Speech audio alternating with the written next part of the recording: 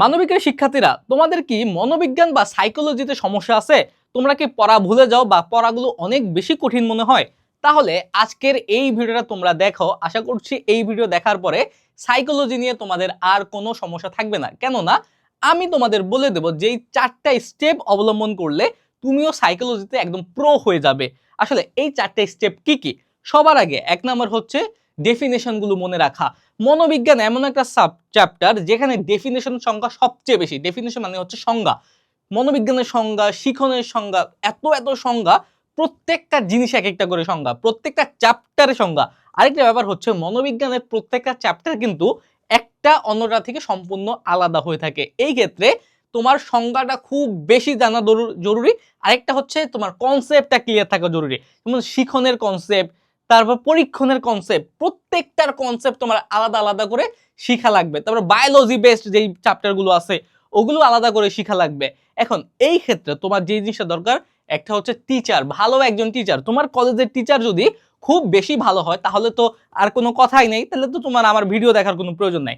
কিন্তু আমি তাদের বলছি যাদের কলেজে ভালো টিচার নাই বা কলেজে তোমরা কন্টিনিউ করো না বা কলেজের পড়া তোমরা বুঝো না, তোমাদের কি করণীয়? তোমাদের সিম্পলি যা করতে হবে, একজন টিচার রাখতে হবে। যদি তোমাদের টাকা পয়সা থাকে একটা হোম টিউটর রাখো। কিন্তু একটা সমস্যা আছে হোম টিউটরের ক্ষেত্রে, যে হোম টিউটর তোমাকে 24x7, যে তুমি এখন রাতে 2টা বাজে পড়তে বসছো, এই 2টা বাজে কিন্তু হোম টিউটর বাসায় থাকবে না। এখন এমন একটা জিনিস দরকার যে তোমাকে সব সময় হেল্প করবে।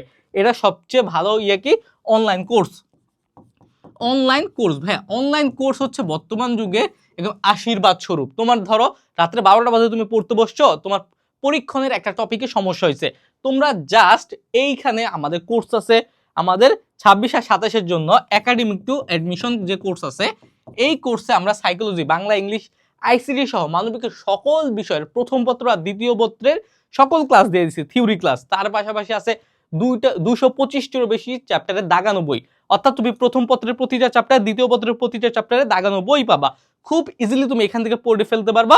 তার পাশাপাশি আছে 120টারও বেশি এক্সাম, তারপর অ্যাডমিশন ক্লাস, সকল কিছু একটা কোর্সের মধ্যে, কিন্তু আলাদা আলাদা কোর্সে না। সুতরাং একটা কোর্স তুমি পারচেজ করলে, এখন কিন্তু আবার অফারও চলতেছে, অফারে যদি পারচেজ করো তাহলে অল্প কিছু টাকা পড়তেছে।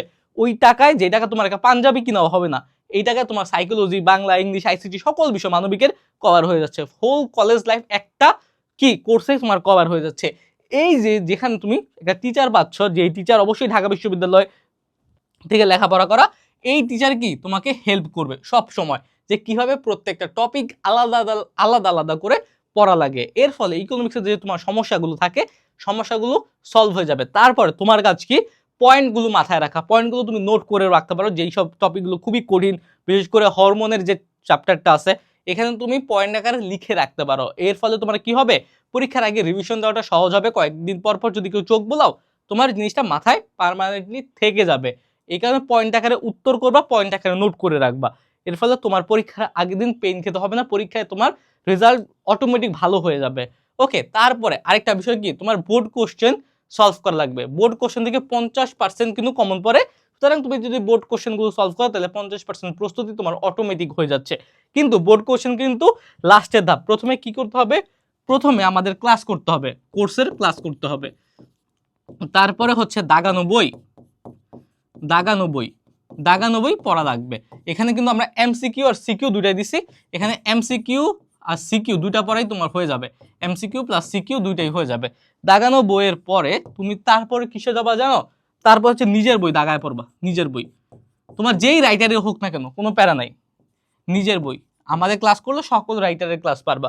নিজের বইয়ের পরে তোমার যখন পড়া হয়ে গেছে দাগানো, এইবার যাবা 4 নম্বরে বোর্ড কোশ্চেন।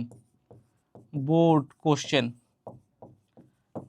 এই হচ্ছে সমাধান।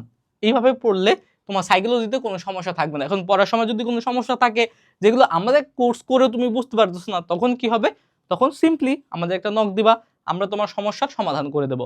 ওকে ভাইয়া, এই হচ্ছে আমাদের আজকে সাইকোলজি নিয়ে ভিডিও। আশা করছি এই ভিডিওর স্টেপগুলো ফলো করলে তোমরা অবশ্যই উপকৃত হবে। সাইকোলজি নিয়ে কোনো সমস্যাই থাকবে না। আর সমস্যা থাকলে তো সাজেদুর ভাইয়া আছেই।